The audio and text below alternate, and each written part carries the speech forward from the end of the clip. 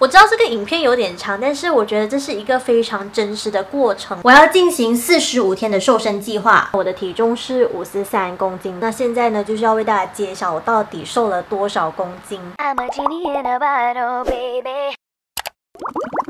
嗨，我是 Jenny 粉红瓶。这支影片的拍摄方式有点不太一样，因为我想让大家看到最真实的我。最近除了工作以外，其实还有一件事困扰了我非常久，就是我的身材，我的身体。有些人看到我的影片或者是照片，可能会觉得说，不会啊，你很瘦啊。但是我想说，影片可以抓角度，照片可以修，你骗得了自己，但是你骗不了别人。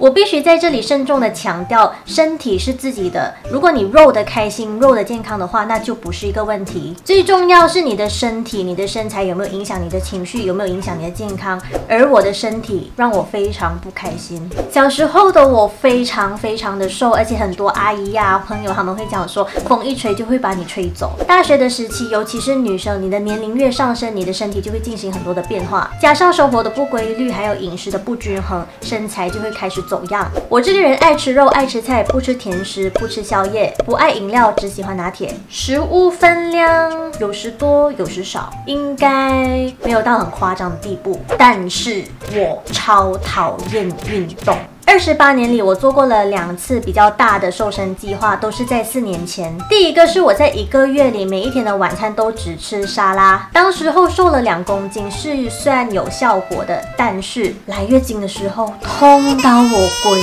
家。第二个瘦身计划是我非常佩服自己的，我断食了5天，我花了一笔钱，5天没有进食，每天只喝2瓶热汤、5瓶果汁，还有1瓶小米水。瘦了几公斤，我有点忘记了，但是我还蛮佩服我自己的，因为在断食之前你需要减食，断食之后你需要复食，1个多星期我是没有吃固体的食物。后来我也实行了1个月的无糖饮料计划，体重是有点小改变，但是更多的是脸色还有气色变得更好。2年前我也签了健身房，大概1年的时间，不过我就是一个懒人嘛，我真的很讨厌运动，比较后期的时候才开始锻炼肌肉，效果是有一点点，但是健身房在起价之后呢，我就没有再去了，很贵。身边会有人说，你的男朋友每一天都去健身房，他不能去训练你吗？我跟你说，他很想训练我。男朋友其实是没有办法训练到女朋友的。为什么我会说男朋友是没有办法训练女朋友的？是因为你不是花钱去请教练，你没有觉得说我花了这笔钱，我就要好好的训练自己。一点点辛苦的时候，你就会开始好累耶，我拿不到。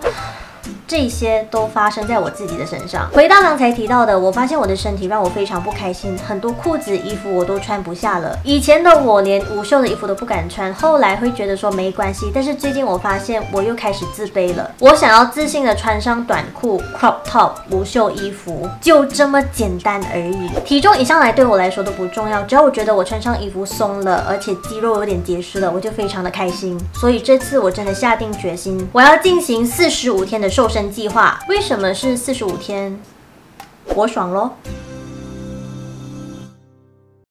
OK， 在还没有开始这45天的瘦身计划之前呢，我第一个步骤就是拟定计划。我们就用一套衣服来衡量吧，这一套。然后我觉得瘦身真的不能乱来，就好像我之前吃沙拉那个方式，就是根本就是乱来的。我觉得再怎么懒人的方式，我也还是必须去咨询一些营养师给的意见。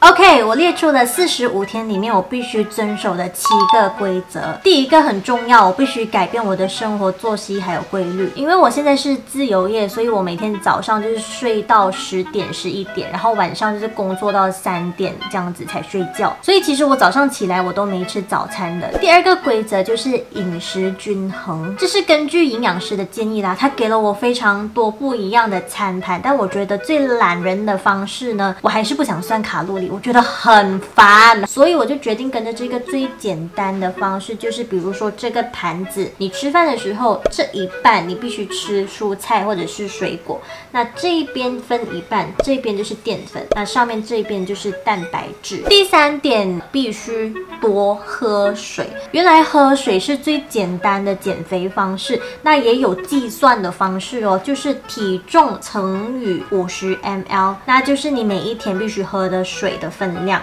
我现在是53公斤乘以50 ml 等于2650 ml， 这个瓶子是400 ml， 大概6瓶7瓶这样子的瓶子吧。第4点，运动。要我自律运动的话，我真的觉得非常的难，至少晚上也抬腿吧。好，第5，辅助品。我觉得辅助品呢，它不是一个减肥药，它就是一个让你身体更健康啊，帮助你调理身体的。大家也知道 detox 排毒是非常重要的嘛。第6，cheat day。你在过程中不能让自己觉得很难过，为什么要逼自己逼得那么辛苦？所以我想说，1个星期内我只能喝1次拿铁。第7，保持好心情，最重要就是整个过程是很开心的。虽然是有点紧张，有点担心说自己可不可以坚持，但是我非常期待45天后的成果，大家跟我一起见证吧。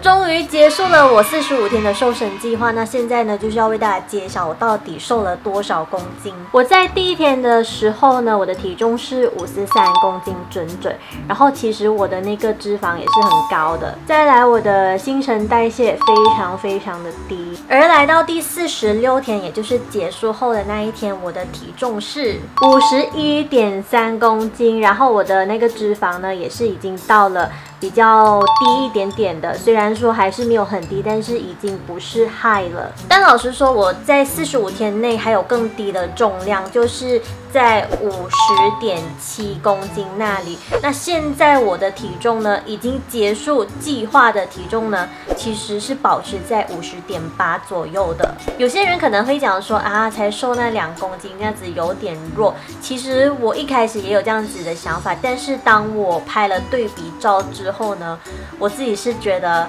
很吓到的。我的营养师也是有一直提醒我说，一定要拍对比照，因为你要看了照片才知道自己有哪一些改善啊，然后还是有哪一个部分可以再加强的。所以我一直到28天的时候，我就拍了1次对比照，那时候已经是吓到我了。那现在要给大家看的就是我在第1天还有结束之后的对比。其实很明显看得出呢，我的腰部是已经有一些线条出来的。再来就是我的肩膀，就是有点比较结实。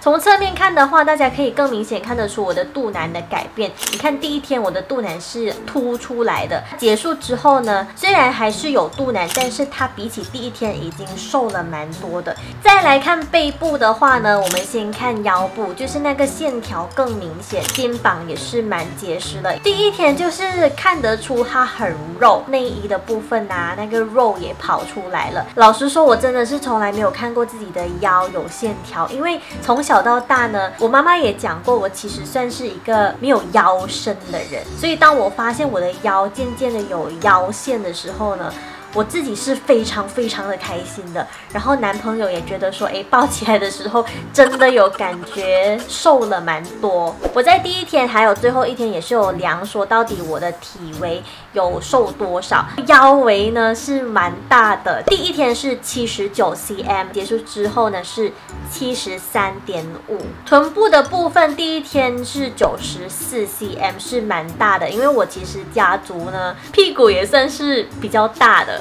最后量出来的是82.5，我自己真的是没有察觉这个部分，因为还是觉得说自己的屁屁蛮大的，可是其实它是有慢慢的小了一点。上臂呢，老实说还是有蛮可怕的白肉，但是没有想到它其实也是有一点点瘦了下来，短的1 cm， 这个确实要靠运动来让它更结实啦。大腿的部分也是有小了一点点，从58 cm， 然后现在是55 cm。我在我的私人 FB 就是有放上第1天跟第28天中间的对比照，还没有揭晓我最后到底长怎样的时候，就有朋友留言讲说，其实他们很好奇我到底是怎样瘦下来的。现在就是要为大家解答你们所有的疑惑，那希望我这个分享可以让你们作为一个参考。当然我不是一个专业的人士，这只是我自己本身的记录还有过程。那开始我们的 Q&A 时间。改变了2个部分，第一就是饮食习惯，第二就是生活作息。饮食就是之前讲的一定要均衡，然后注意自己吃的东西，而生活作息就是我完全调整了起身还有睡觉的时间，主要是让我自己可以吃到3餐。除了早一点起身，然后早一点睡觉之外呢，我的生活是完全没有太大的改变的。早上起来我会尽量先排便，之后就是空腹量体重，再来就是吃早餐、午餐、晚餐。那其余的时间跟大家平常的生活都一样，会工作、会看电视、会上网等等。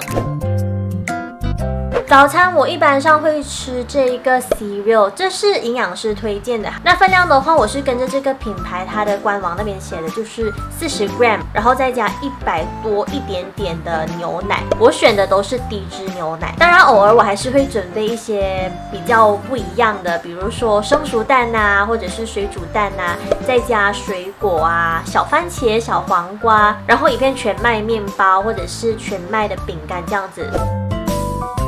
午餐时间就只有我跟我妈妈在家，然后我们的习惯就是家里有什么就吃什么。比如说家里有面包的话，我们就吃面包，不然就是去外面打包啊、隔夜菜呀这样子。但现在我必须注重我的饮食嘛，我还是以简单为主，会像刚才提到的早餐的方式。但之后我也是开始进化进步了，我会买一些鸡胸肉，简单的煎一下就好。小番茄还有小黄瓜，我觉得这2个是最简单准备的食材，因为你完全不需要开锅煮。有时候我会跟着营养师给的一个菜单，它是算卡路里的菜单，可是你知道我就是懒惰算卡路里嘛，我就看到菜单里面叫你煮什么我就准备什么。所以我过后也蛮喜欢煮这个泡菜锅的，因为其实泡菜锅是蛮低卡路里的一道菜。这个营养菜单比较适合外食族，比如说它的午餐，它这里就讲说你可以吃清汤老鼠粉啊，再加一个烫菜心啊之类这样子的东西。所以我有时候也是会参考这个菜单去做准备。完全是我妈妈煮饭，所以我都是跟着餐盘去做的。就之前提到的，一半是蔬菜，1个拳头的饭，还有1个拳头的蛋白质。饭的话，有时候我妈会煮糙米，但因为家里有人比较不爱吃糙米，所以我妈妈也会买比较健康的巴斯马蒂米。吃每一餐的时候，先吃菜是可以帮你控制血糖的。我自己也有发现，其实平常我吃饭的速度很快，因为你吃太快的时候呢，它就没有办法好好的消化，这也是一个导致你肥胖的问题，所以我就尽量慢下来。然后就是加工食品的话呢，我自己也是没有在碰。加工食品是减脂当中的朋友一定要尽量不碰的食物哦。老实说是有的，因为工作的关系，大家看到我影片的系列也是有一些试吃啊、开箱都是食品。这45天里面呢，我有2次周末都是出外地工作的，而且饮食方面是我没有办法控制的，因为是人家去安排的，我不可能就是多要求说哦，我不可以吃这个，我一定要吃健康。我觉得这样子是有点不太礼貌，所以这也是为什么我自己很想要进行这个瘦身计划，因为我知道我的工作是需要碰很多食物的。那现在平日的时间我有控制的话，我在去工作的时候吃到很多美食的时候，就不会再这么担心了。这期间呢，也有2-3场朋友聚会，当然还是有吃啦，只是会提醒自己尽量就是7分饱。当你有那个想法想要吃更多的时候，就必须跟自己讲说45天后我们再吃，所以这段期间是真的要非常守纪律的。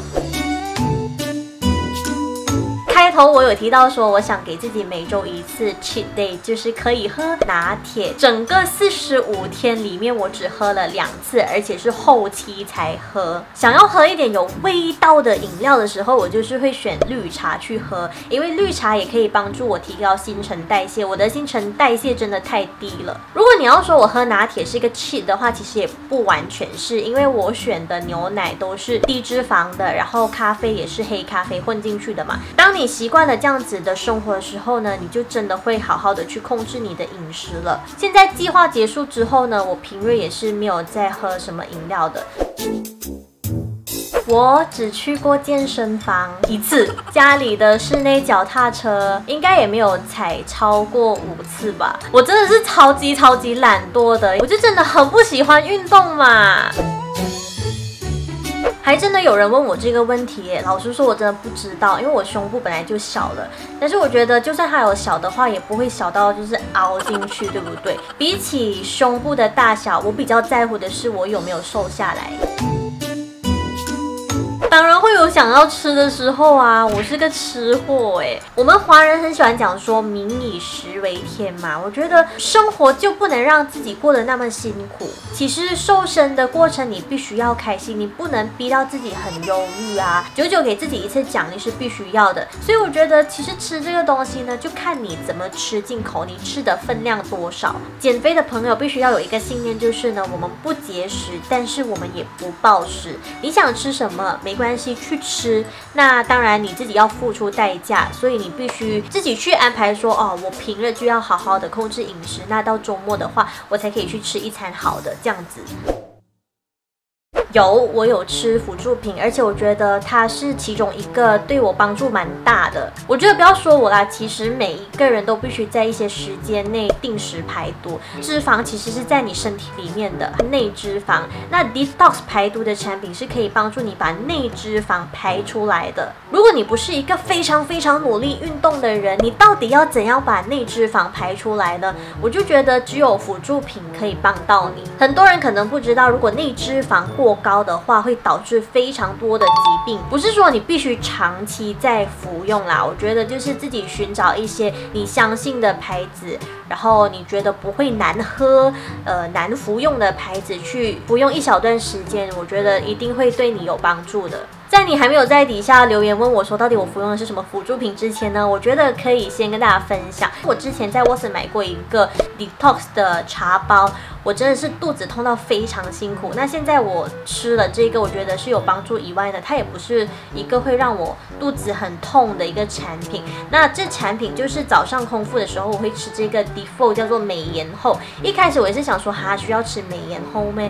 因为我好像没有想要太美的皮肤，我觉得我的皮肤也还好，但是其实它跟这一盒是一起的，所以就没有办法，好啦，没关系，就吃咯。这个里面它其实有一个叫做抗糖化的东西，像我们平常吃糖的话，我们会觉得糖可以让我们肥，但是其实糖也是会把我们的皮肤弄得更烂，所以这个是可以帮助到的，就是一个粉状，所以每天早上空腹的时候把这个吃进去，然后喉咙是凉凉的感觉，还蛮不错。再来这个它的 partner 呢，就是在午餐或者是晚餐前吃的，这个叫做轻脂肪，就是清掉脂肪的。再来饮料的部分，就是我晚上睡前我会喝这个叫做也是他们品牌的 Decanco， 它是一个冲泡的水，让我早上起来然后去厕所大便的东西，它可以帮我们去掉内脂肪的，这我觉得还蛮好喝的。据说这个饮料是可以加什么无糖豆奶呀、无糖牛奶呀，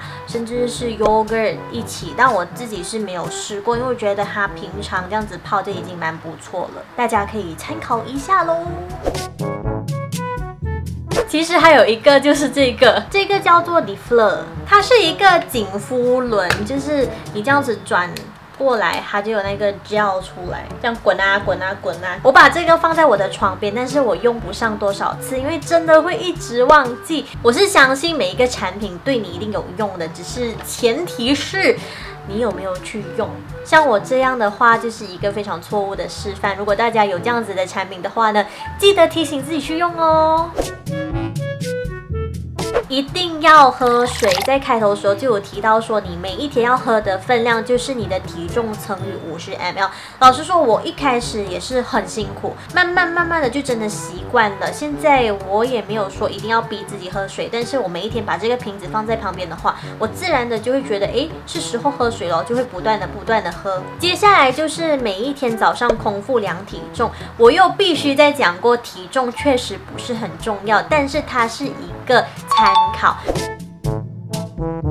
最大大的改变是自己已经习惯了这样子的吃法。我超级讨厌鸡胸肉，但现在反而会觉得，其实鸡胸肉也蛮好吃的。再来就是一个餐点，如果没有菜的话，我也会觉得怪怪的。早上没有吃早餐的话，我也是会觉得怪怪的。吃的分量真的有少蛮多的，像我上个星期就去吃了火锅，吃到饱，我就发现，其实我吃很少，我就已经很饱了，所以这也是一个好事。另外一点，我觉得相当重要的是自己去开始了解自己的身体。从一个完全没有顾忌食物的人，到现在看到减脂的食谱还有照片都会很开心。我觉得是一个对自己身体的责任吧，因为到这个28岁的年龄，接下来就是年龄会越来越大。我相信看这影片的你看了我分享这么多，你可能也会想说，我觉得你很厉害耶，我一定做不到。我跟你说，我以前也觉得说我做不到，我从来没有想过，这45天后呢，我会持续的在控制饮食。我一直觉得说，45天后我就可以大吃了，好开心。我现在已经过了45天，我每一天还是很习惯的控制饮食。当然会担心，因为我的辅助品也吃完了，我也没有钱再买了。不过我也坚信说，如果我继续这样子控制饮食，然后生活作息也非常规律的话呢，应该不会复胖到哪里。毕竟我现在已经结束了，我的体重反而是在下降的。我现在一直是保持50.8这样子。与其一直在担心说自己会不会复胖，我觉得更重要的是保持一个非常正面的心态。减肥这个东西呢，不能太急，我觉得一步一步来就是一个进步了。我觉得瘦身的人都必须给自己鼓鼓掌。